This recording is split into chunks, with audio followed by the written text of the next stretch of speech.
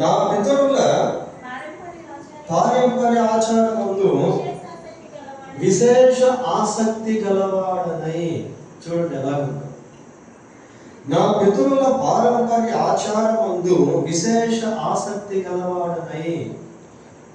అంటే అప్పుడు ఇంకా యేసు ప్రభు దగ్గరికి రాలేదు. రాకపోగా ఎవరైతే యేసు ప్రభువుని నమ్ముకుంటున్నారో వాళ్ళని చిత్తవాళ్ళు చేస్తా ఉన్నాడు. విశేష ఆసక్తి గలవాడిగా జీవిస్తా ఉన్నాడు పిల్లలు. కాబట్టి పౌలు తనను ఈ వచనంలో కలుపుకుంటా ఉన్నాడు. 4-5 వచనం. అయితే కాలము పరిపూర్ణమైనప్పుడు దేవుడు తన కుమారుని పంపెను. ఆయన స్త్రీయందు పుట్టి మనము దత్తపుత్రులము కావాలననే ధర్మశాస్త్రమునకు లోబడి ఉన్న వారిని విమోచించుటకై ధర్మశాస్త్రమునకు లోబడిన వాడాలి. ఇక్కడ యేసు ప్రభువుని పౌలు తీసుకొస్తారు. ఇప్పటి వరకు బాల శిక్షకుని గురించి చెప్పాడు, సంరక్షకుల గురించి చెప్పాడు, గృహ నిర్వాహకుల గురించి చెప్పాడు. ఇప్పుడు అవన్నీ చెప్పుకుంటూ ఈ 4వ వచనానికి వచ్చేసరికి యేసుక్రీస్తు ప్రభువుని గురించి చెప్తాడు.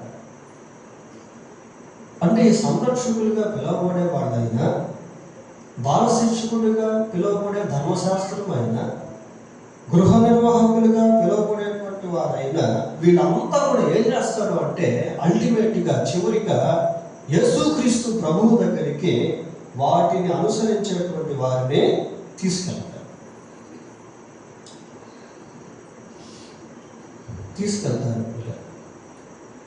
ధర్మశాస్త్రము యేసుక్రీస్తు దగ్గరికి తీసుకెళ్తుంది. ధర్మశాస్త్ర సంబంధమైనటువంటి క్రియలు యేసుక్రీస్తు దగ్గరికి తీసుకెళ్తాయి. ఇంకా కరెక్ట్గా చెప్పాలంటే పాపము కూడా యేసుక్రీస్తు దగ్గరికి తీసుకెళ్తుంది. పిల్లలు, మనం పాపం చేయలేదు అనుకోండి, అసలు ప్రభు దగ్గరికి వెళ్ళాల్సిన పనే లేదు. కాబట్టి ఇప్పుడు ప్రభు దగ్గరికి మనం వెళ్తున్న కారణం ఎవరు? పాపమే. So sin also brings us to Christ. పౌలు అంటున్నాడు, అయితే కాలము పరిపూర్ణమైనప్పుడు దేవుడు తన కుమారుని, God's timetable has been fulfilled to send his son Jesus Christ to the world. లోకానికి తన కుమారుడైనటువంటి యేసుక్రీస్తు ప్రభువును పంపేందుకు దేవుని యొక్క కాల పట్టిక పూర్తయింది. ఏమి యేసుక్రీస్తు ప్రభు 2000 సంవత్సరాలకు ముందే అంతకుముందు రావచ్చు కదా అనేవాళ్ళు కూడా ఉన్నారు. క్రీస్తుకు పూర్వం బుద్ధుడు ఉన్నాడు, మరి బుద్ధుడు గొప్పవాడు కదా అనేవాళ్ళు కూడా ఉన్నారు. క్రీస్తుకు పూర్వం ఎంతో మంది ఉన్నారు గొప్పవాళ్ళు. అలెగ్జాండర్ ద గ్రేట్ లేడా, నిమ్రోదు లేడా? పిల్లరా, దేవుడు యేసు ప్రభువుని ఈ లోకానికి పంపే విషయంలో ఒక టైం పెట్టాడు, టైం సెట్ చేశాడు.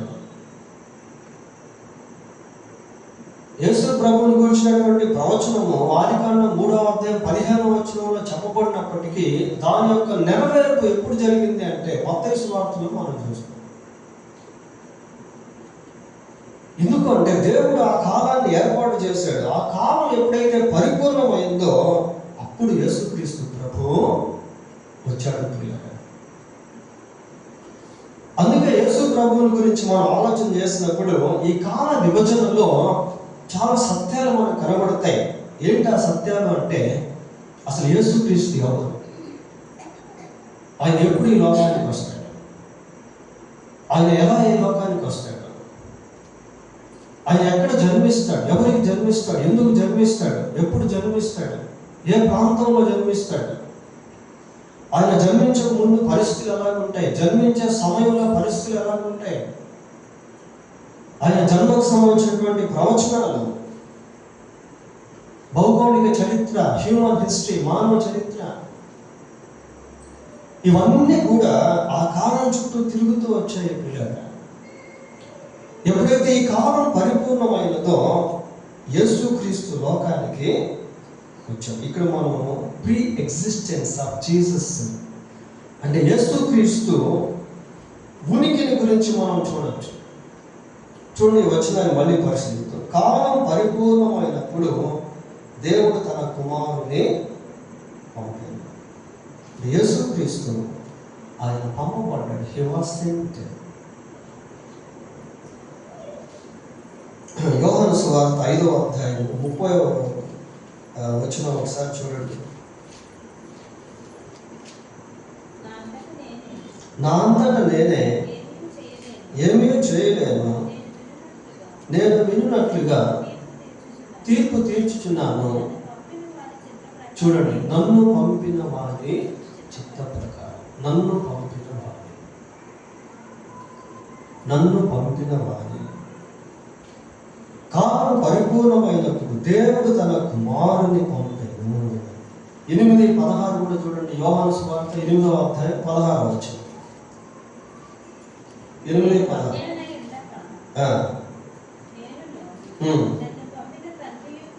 నన్ను పంపిన తండ్రియు కూడా ఉన్నాము.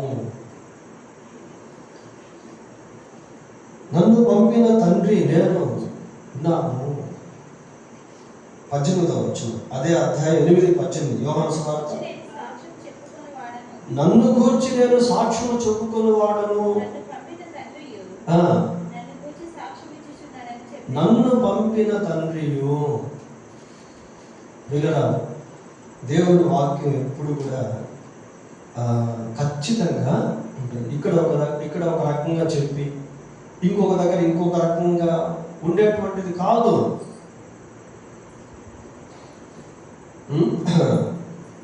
ఇంకా యోహాను సువార్తలో మనం అనేక వచనాలను చూసినప్పుడు యేసుక్రీస్తు తాను పంపబడినటువంటి వాడిగా పేర్కొంటాడు.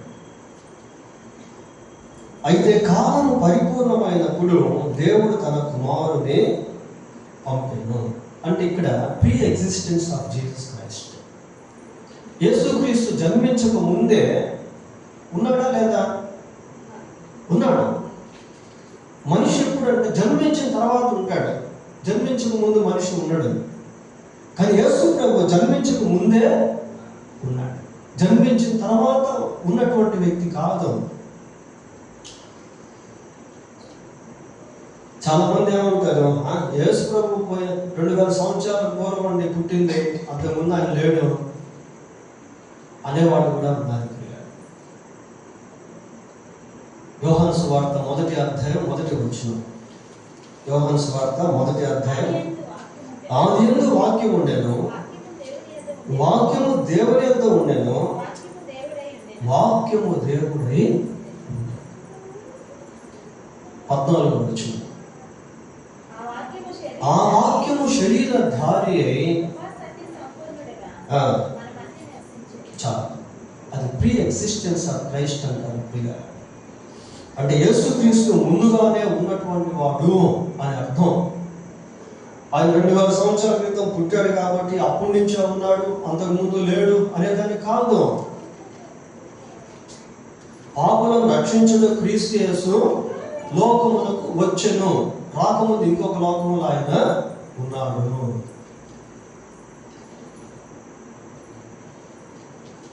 ఫిలిప్పీ పత్రిక 2వ అధ్యాయం 6వ వచనం కూడా చదువుతాం. 2:6.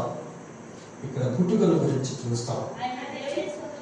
ఆయన దేవుని స్వరూపము కలిగిన వాడై. ఒక్క నిమిషం. ఆయనకున్న స్వరూపం ఏంటట? దేవుని స్వరూపం. త్రిత్వంలో 2వ వ్యక్తిగా యేసు ప్రభు పిలువబడుతున్నాడు. థియాలజీ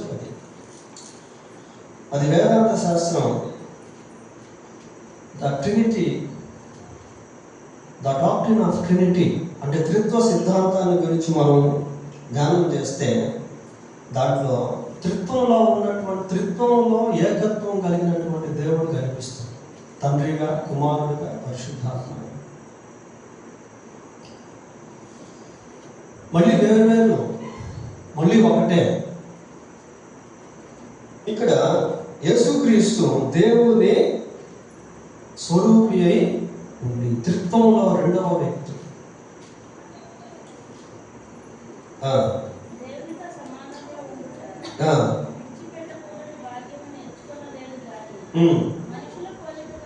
మనుషుల పోలికగా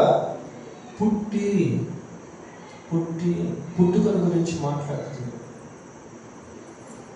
ఇక్కడేమో చెబుతున్నాము, ఆయన స్త్రీ యందు పుట్టి కాలము పరిపూర్ణమైనప్పుడు దేవుడు తన కుమారుని పంపాను. ఆయన స్త్రీ యందు పుట్టి. యెషయా గ్రంథం 7:14. యెషయా గ్రంథం 7:14.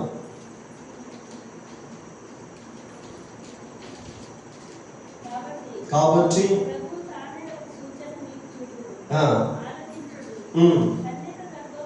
కన్యక గర్భవతి అయి కుమారుని కని అతనికి ఇమ్మానుయేలు అని పేరు. కన్యక గర్భవతి, స్త్రీ యందు పుట్టి. యేసు ప్రభు యొక్క జన్మ కూడా లోకానికి అతీతము ప్రియులారా, ఒక ప్రత్యేకమైన. ఆయన పుట్టినట్టు ఈ లోకంలో ఎవ్వరు కూడా పుట్టలేదు. యేసు ప్రభు యొక్క జన్మ ఆశ్చర్యమే. ఆయన స్త్రీ యందు కన్యక యందు జన్మించాడు. స్త్రీ యందు పుట్టి అంటే మామూలు స్త్రీలకు పుట్టినటువంటి పుట్టుక కాదు. ఆయన పుట్టుక కన్యక ద్వారా జన్మించి, ఇంకా ఆ సబ్జెక్ట్ వేరు మళ్ళీ. సరే, స్త్రీ యందు పుట్టి మనము దత్తపుత్రులము కావాలనని ధర్మశాస్త్రమునకు లోబడి ఉన్న వారిని విమోచించుటకై ధర్మశాస్త్రమునకు లోబడిన వారు. మళ్ళీ ధర్మశాస్త్రం గురించి చెప్తాము, దత్తపుత్రుల గురించి చెప్తున్నాడు. ఆయన స్త్రీ యందు పుట్టి మనము దత్తపుత్రులము కావాలనని ధర్మశాస్త్రమునకు లోబడి ఉన్న వారిని విమోచించుటకై. ధర్మశాస్త్రములకు అసలు ఎవరు లోబడ్డారు అనే ప్రశ్న వేసుకుంటే ఫస్ట్ మనకు గుర్తొచ్చేది ఎవరు? యూదులు. ఎందుకంటే యూదులకే కదా ధర్మశాస్త్రం ఇవ్వబడింది. ఆ సీనాయి పర్వతం మీద మోషే వెళ్ళినప్పుడు దేవుడు 10 ఆజ్ఞలు ఎవరికి ఇచ్చాడు అంటే మోషేకి ఇచ్చాడు. మోషే తీసుకొచ్చి ఎవరికి ఇచ్చాడు? ఇశ్రాయేలుకి ఇచ్చాడు.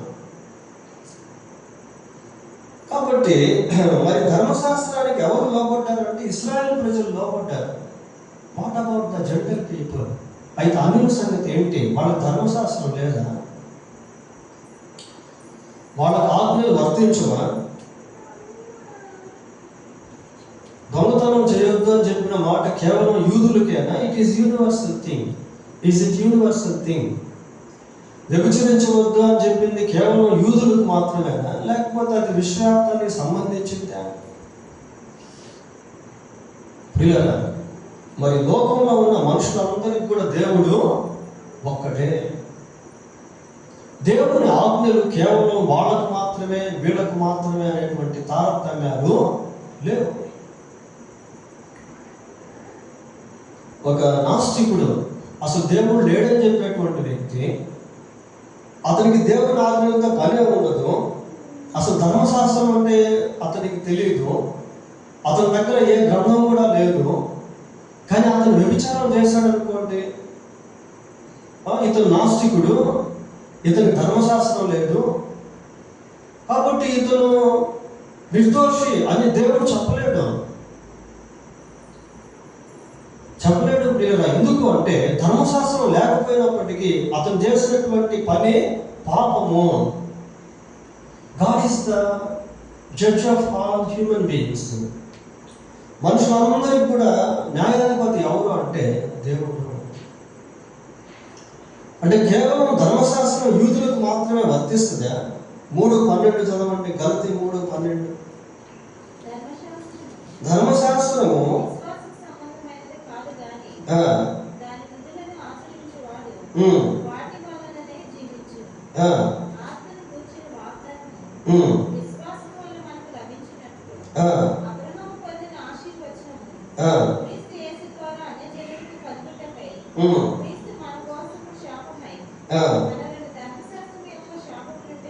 అమ్మా ఒక నిమిషం.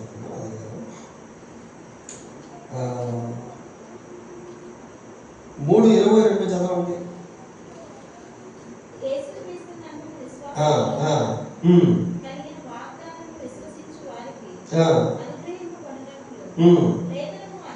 లేఖనము అందరినీ పాపములో బంధించును. లేఖనము అందరినీ పాపములో బంధించును అంటే ఈ అందరూ ఉన్నటువంటి దాంట్లో ఇశ్రాయేలు మాత్రమే లేరు.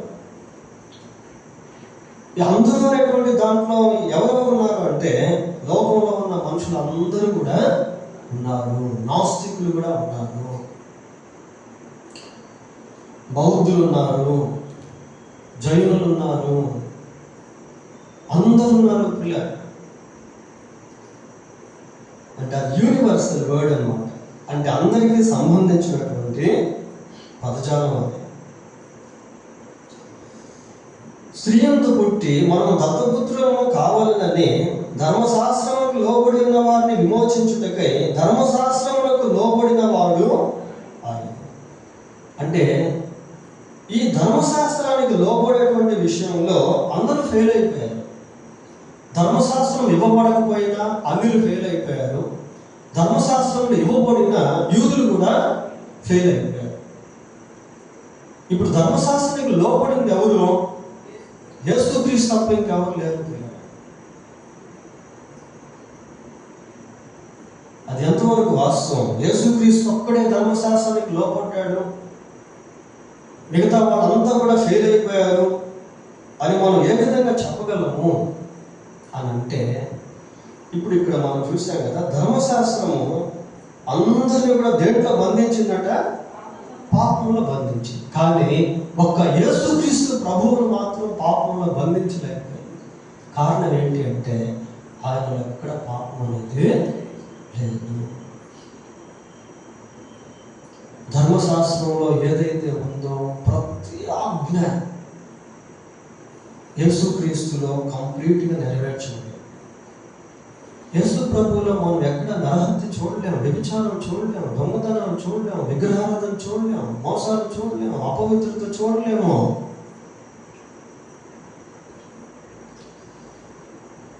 యోహాను సువార్త 8వ అధ్యాయము 15వ వచనం ఒకసారి చూడండి. ఒక్క నిమిషం. 8వ అధ్యాయము 46 చదవండి. నా యందు పాపం ఉన్నదని మీలో ఎవరు స్థాపించును? ఎటువంటి స్టేట్మెంట్ అది? ఎటువంటి సవాలుకరమైనటువంటి మాట అది? నాలో పాపం ఉందని మీలో ఎవడు స్థాపించును? ఎవ్వరు కూడా స్థాపించలేదు. పిలాతు అన్ని విధాలుగా ప్రయత్నాలు చేశాడు.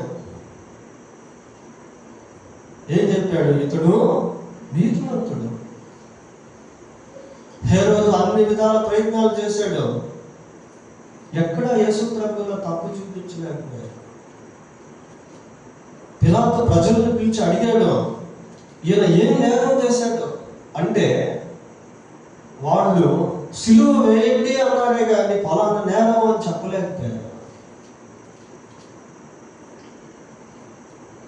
సిలువ వేసే సమయంలో నేరస్తులు ఏదైతే చేస్తారో ఆ నేరాన్ని బట్టి ఆ తల మీద స్లేట్ పెడతారు. ప్రియులారా, ఇదిగో ఈ వ్యక్తి నేరం చేశాడు కాబట్టి ఇతన్ని సిలువ వేశాము అని పైన పలక పెడతారు అన్నమాట. యేసు ప్రభు తలపైన పెట్టిన పలక ఏంటి? నజరేయుడైన యేసు యూదులకు రాజు. అది నేరమేమి కాదు కదా.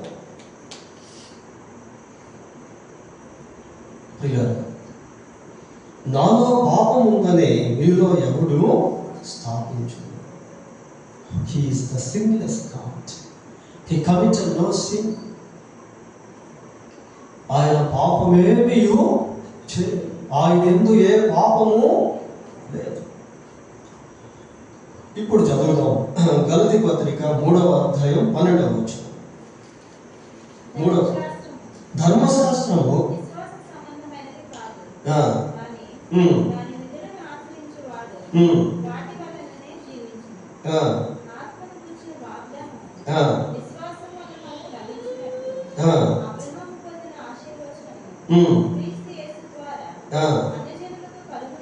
అన్యజనులకు కలుగుటకై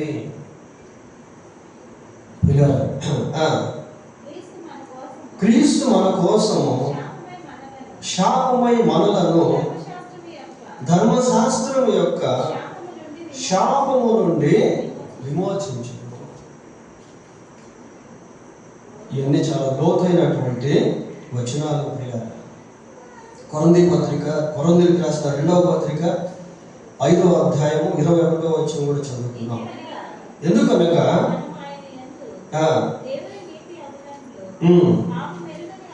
పాపమెరుగని ఆయనను మన కోసము పాపముగా చేశాడు.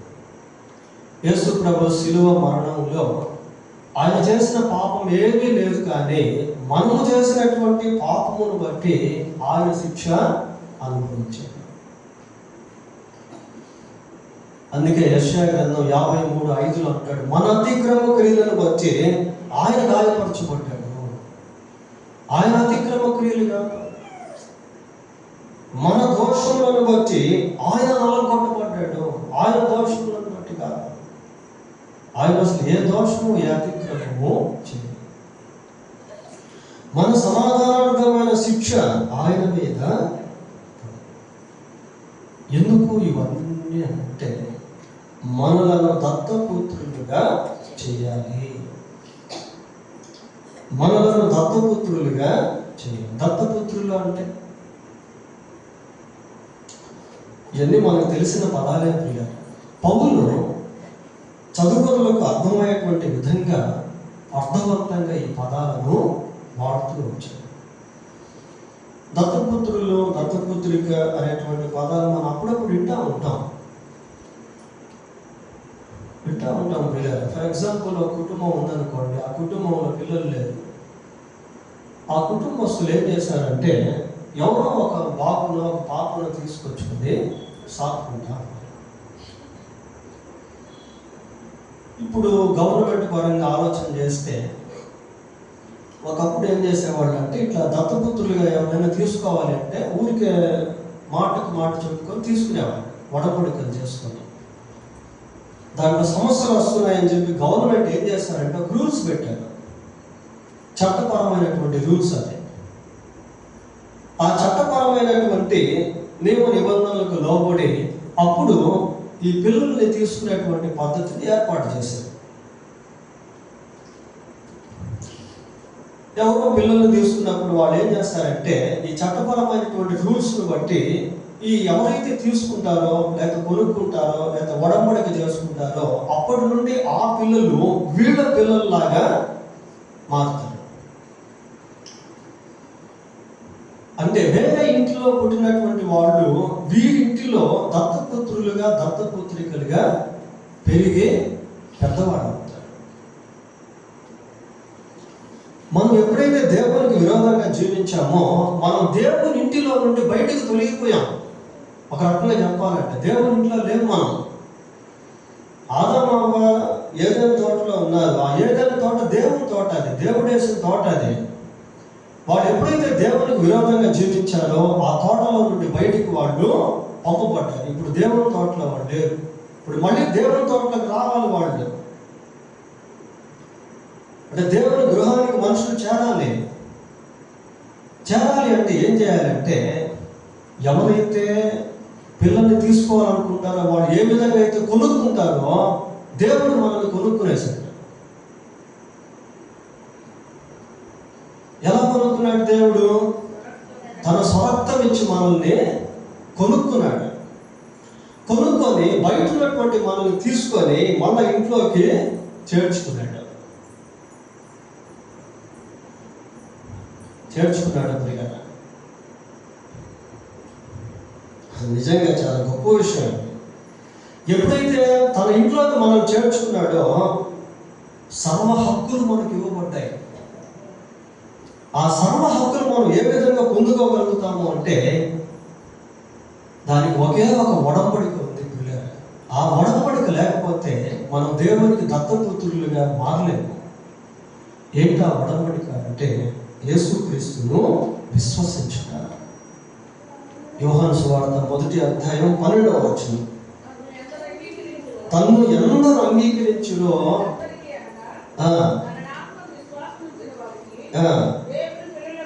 ఇప్పుడు చూడండి, దేవుని పిల్లలు, దేవుని పిల్లలు, దేవుని దాసులు కాదు పిల్లలు. దేవుని పిల్లలగుటకు ఆయన అధికారము. తను ఎందరైతే ఎందరు అంటే ఎనీ నంబర్ ఆఫ్ పీపుల్, ఎంతమంది అయినా సరే, లోకంలో ఉన్న ఎన్ని కోట్ల మంది అయినా సరే ఆయన అంగీకరించవచ్చు. ఎందుకు అంటే లోకంలో ఉన్న మనుషులందరి కొరకు యేసుప్రభు చనిపోయాడు. అంటే కేవలం యేసుప్రభు జన్మించిన టైంలో ఉన్నటువంటి ఆ ప్రజల కోసమే కాదు,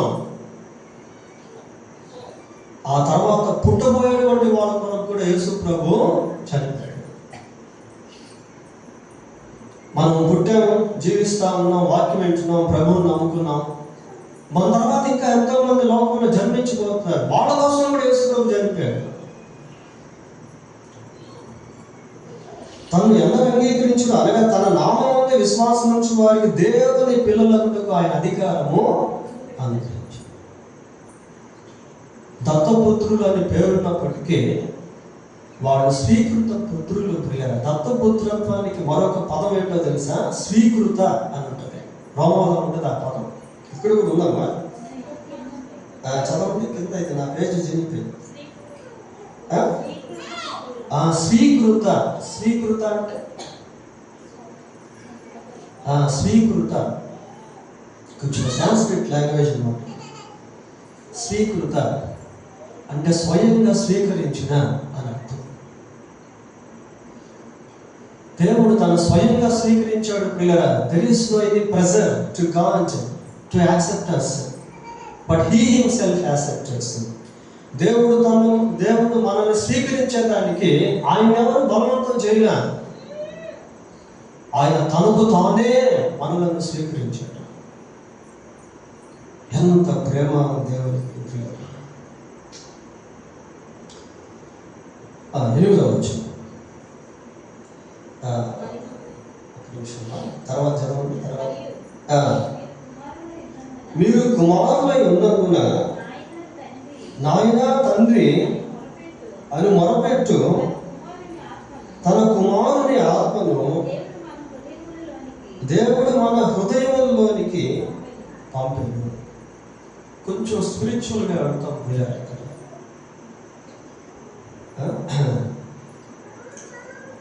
మీరు కుమారులై ఉన్నందున అంటే రిలేషన్షిప్ ఏర్పడిపోయింది.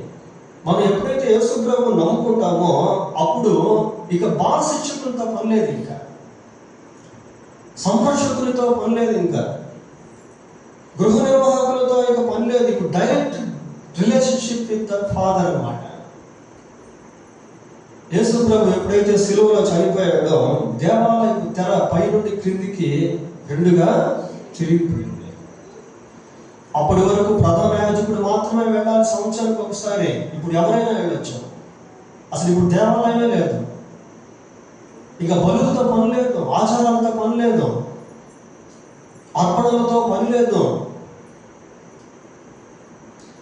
యేసుక్రీస్తు విశ్వాసం ఉంచడం వలన మనం ఏమైపోయాము అంటే కంప్లీట్గా దేవునికి కుమారులుగా కుమార్తెలుగా మార్చుకున్నాం. ఎప్పుడైతే ఒక బిడ్డ తండ్రికి జన్మిస్తాడో ఆ బిడ్డ తండ్రిని ఏమంటాడు? తండ్రి.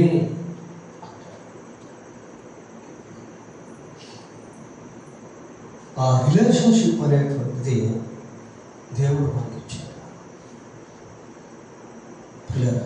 మనం ఏదో ఊరికే దేవుడిని తండ్రి అనట్లేదు.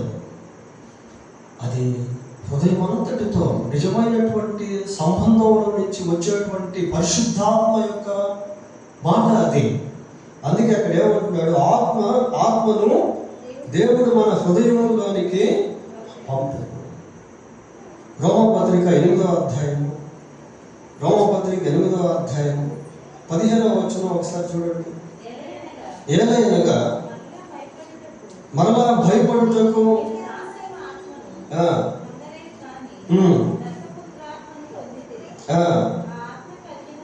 ఆత్మ కలిగిన వారై మనము అబ్బా తండ్రి అని మొరపెట్టుచున్నాము. ఇంకా మనం ఆ పరిపక్వతలోనికి వచ్చినటువంటి వారు ప్రియారు. ఇక మళ్ళీ అన్ని సంబంధమైన ఆచారాలు, దాన ధర్మాలు, పుణ్యకార్యాలు ఇలాంటి వాటితో, బలి అర్పణలతో పని అనేటువంటిది లేదు. అయితే ఇక్కడ ఒక విషయం మనం గుర్తుపెట్టుకోవాలి.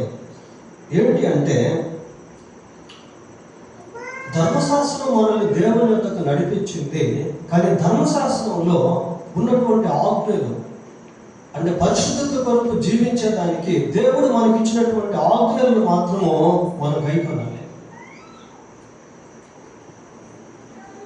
నేను యేసు ప్రభువుని నమ్ముకున్నాను, మళ్ళీ నరహత్య చేస్తానంటే అలా కాదు. నేను యేసు ప్రభువుని నమ్ముకున్నాను, మళ్ళీ పాపం చేస్తా, అలా కాదు. నేను యేసు ప్రభువుని నమ్ముకున్నాను కాబట్టి ఇక నేను విచ్చలవిడిగా జీవిస్తానంటే అలా కాదు. నేను యేసు ప్రభువుని నమ్ముకున్నాను కాబట్టి ఇక నాకు ధర్మశాస్త్రం వద్దని చెప్పి తీసి పక్కన పెట్టేయడం కాదు. యేసు ప్రభువుని నమ్ముకోవడం వల్ల మనం దేవుని బిడ్డలుగా మారాము.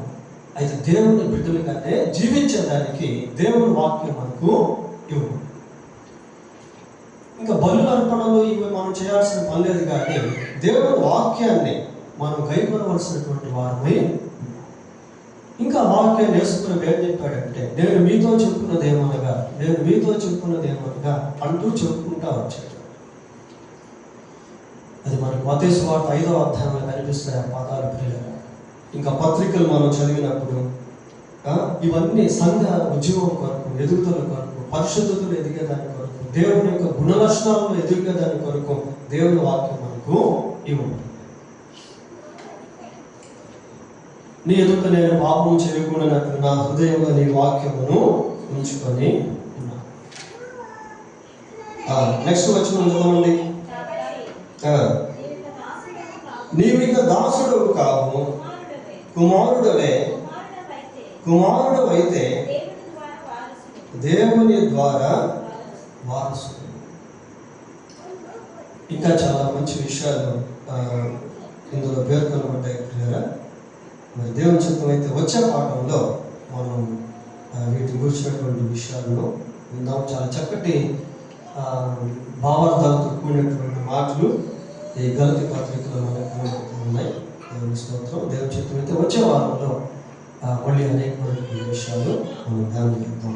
దేవుడు తన వాక్యాన్ని దీవించినాక ప్రార్థన చేస్తాం.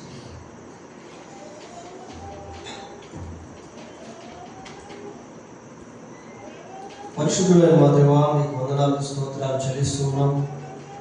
మీ యందు మాకు ఇవ్వబడినటువంటి గొప్ప ఆధిక్యతలను బట్టి, వారసత్వాన్ని బట్టి, పరలోకాన్ని బట్టి, నిత్యరాజ్యాన్ని బట్టి, పాప క్షమాపణను బట్టి, నీతిని బట్టి, ప్రభువా పవిత్రతను బట్టి, మంచి మనస్సాక్షిని బట్టి మీకు కృతజ్ఞతాస్తుతులు చెల్లిస్తూ ఉన్నాం.